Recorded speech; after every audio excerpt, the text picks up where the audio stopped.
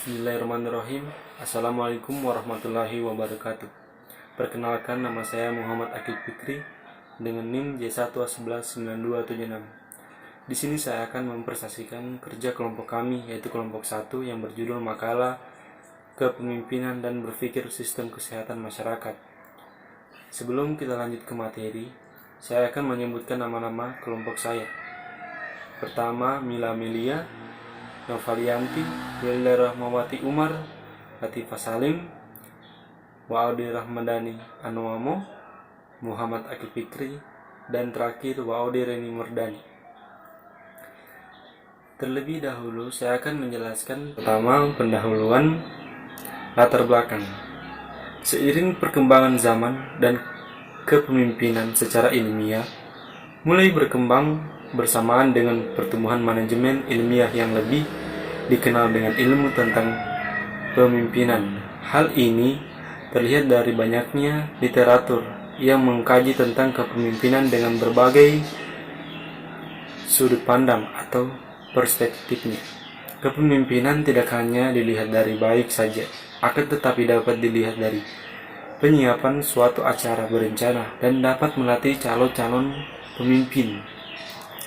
Sejarah timbulnya kepemimpinan sejak nenek moyang dahulu kala.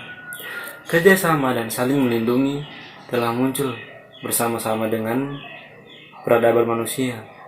Kerjasama tersebut muncul pada tata kehidupan sosial masyarakat atau kelompok-kelompok manusia dalam rangka untuk mempertahankan hidupnya, menentang kebuasan binatang, dan menghadapi alam sekitarnya. Berangkat dari kebutuhan bersama tersebut, terjadi kerjasama antara manusia dan mulai unsur-unsur kepemimpinan. B. Rumusan masalah. Yang pertama, apa pengertian pemimpin dan kepemimpinan? 2. Jelaskan gaya atau model kepemimpinan. 3. Jelaskan fungsi-fungsi kepemimpinan. 4. Apa saja ciri fungsional seorang kepemimpinan? Kelima, apa saja prinsip dari kepemimpinan? Keenam, jelaskan apa kelemahan kepemimpinan. Ketujuh, jelaskan apa saja urgensi kepemimpinan. 8. Jelaskan apa saja efektivitas kepemimpinan. 9. Jelaskan bagaimana efektivitas kepemimpinan. 10. Bagaimana tipologi dalam kepemimpinan. 11. Bagaimana kepemimpinan dalam Islam. 12. Apa perbedaan kepemimpinan dan manajemen. Dan yang terakhir, jelaskan tipe-tipe kepemimpinan. Itulah tadi rumusan masalah dan akan dilanjutkan oleh teman saya. Terima kasih. Wassalamualaikum warahmatullahi wabarakatuh. Perkenalkan, nama saya Novalianti dengan NIM J1A119056.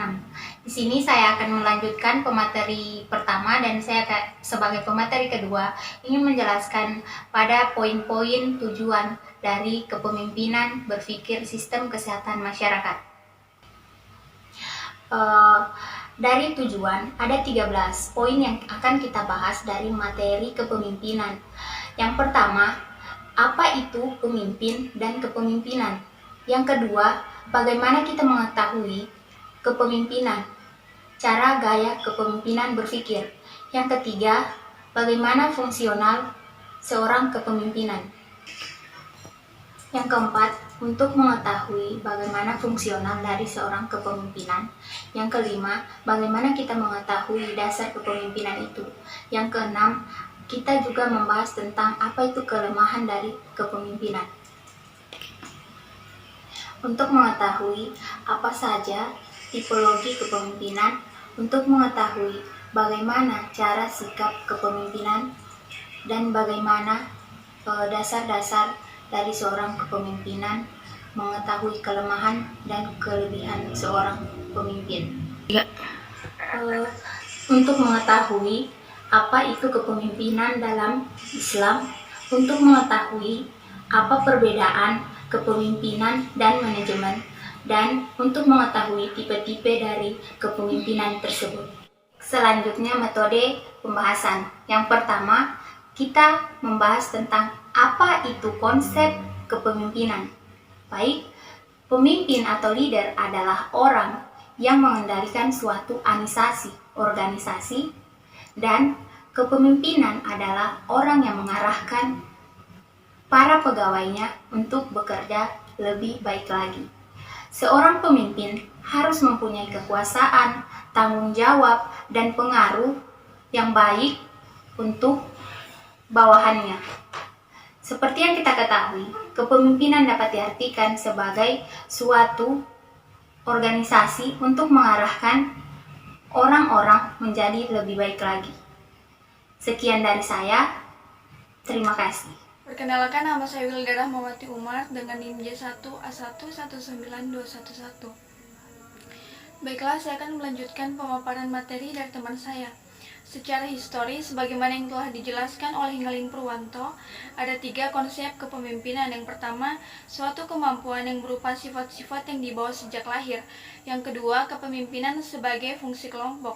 Yang ketiga, pandangan yang bersifat psikologis, sosiologis, serta ekonomi dan politis. Selanjutnya kita masuk pada bagian B, gaya atau model kepemimpinan. Menurut Sondan P. Siagian ada 4 gaya kepemimpinan. Yang pertama, gaya kepemimpinan autokratis. Pemimpin autokratis adalah pemimpin yang memiliki wewenang atau authority dari suatu sumber, misalnya karena posisinya. Yang kedua, gaya kepemimpinan militeristis. Ialah seorang pemimpin yang lebih sering mempergunakan sistem pemerintah dan bergantung pada pangkat dan jabatan. Yang ketiga, gaya kepemimpinan paternalistik. Ialah seorang pemimpin yang menganggap bawahannya sebagai manusia yang tidak dewasa dan bersikap terlalu melindungi atau overly protective.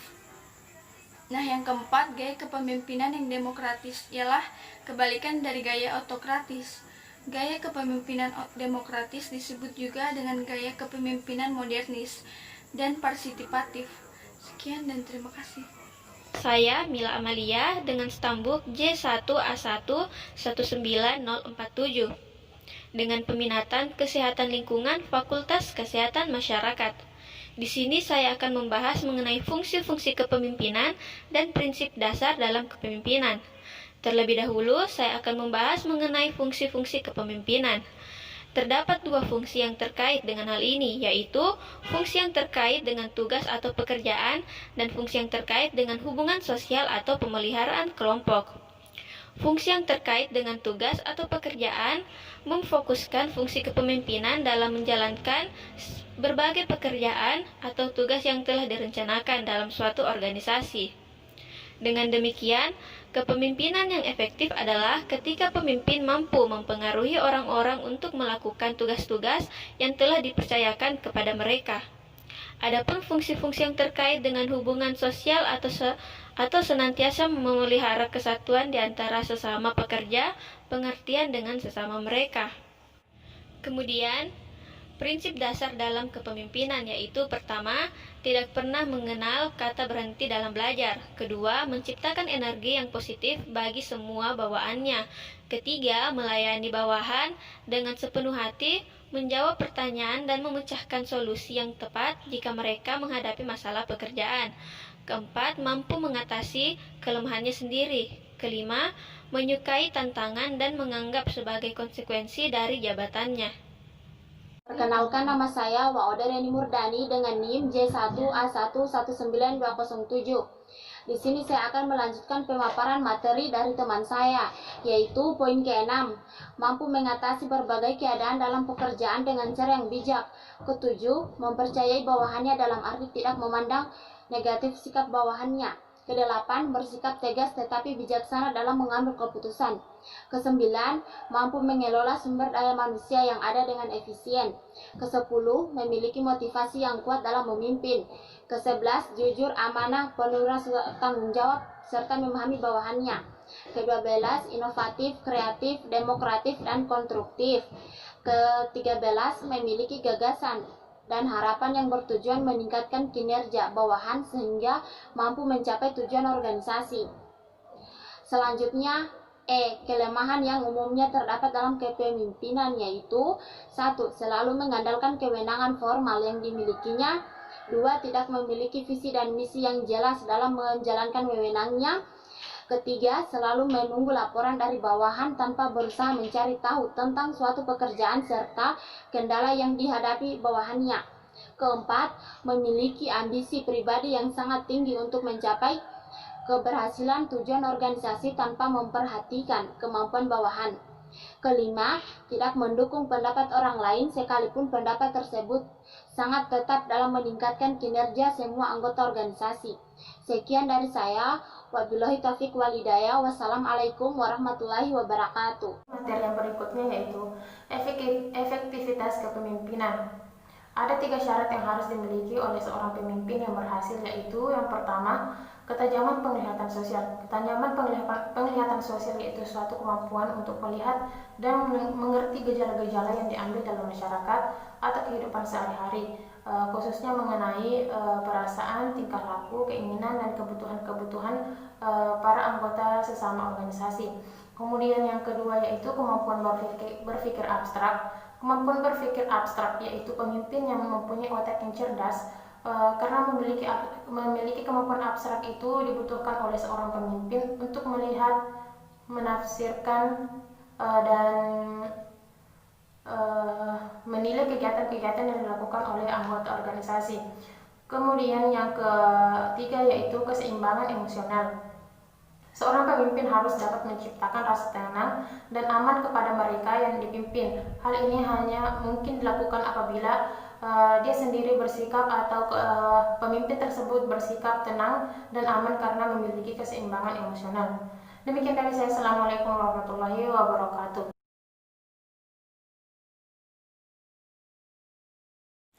Baik, terima kasih atas waktu yang diberikan untuk saya. Di sini saya akan melanjutkan materi dari teman saya. Sebelum saya melanjutkan, terlebih dahulu saya memperkenalkan diri. Perkenalkan, nama saya Wadi Rahmadani Anwamo dengan NIM J1A119324. Baik, di sini saya akan membawakan hasil dari kesimpulan dan saran makalah yang kita buat dan teman-teman. Kesimpulan adalah kepemimpinan atau kepribadian personality seseorang yang mendatangkan keinginan pada sekelompok orang untuk mencontohkan atau mengikutinya, atau seseorang yang memancarkan pengaruh tertentu, kekuatan atau wibawa sedemikian rupa sehingga membuat sekelompok orang bersedia melakukan apa yang dikehendakinya. Baik, sarannya yaitu setelah kita mempelajari dan memahami dasar-dasar manajemen tentang konsep kepemimpinan dari segi pengertian, gaya-gaya kepemimpinan, fungsi-fungsi kepemimpinan, perbedaan dan teori-teori kepemimpinan. Semoga dapat membawa wawasan dan semoga makalah ini bermanfaat bagi pembaca dan pendengar. Walaupun ada kekurangan pada makalah ini, kritik dan saran serta masukan sangat kami harapkan demi menuju ke arah yang lebih baik dan benar. Ya, itulah kesimpulan dan saran dari hasil makalah yang kami buat dan teman-teman. Mohon maaf atas kesalahan kata. Saya ucapkan wassalamualaikum warahmatullahi wabarakatuh.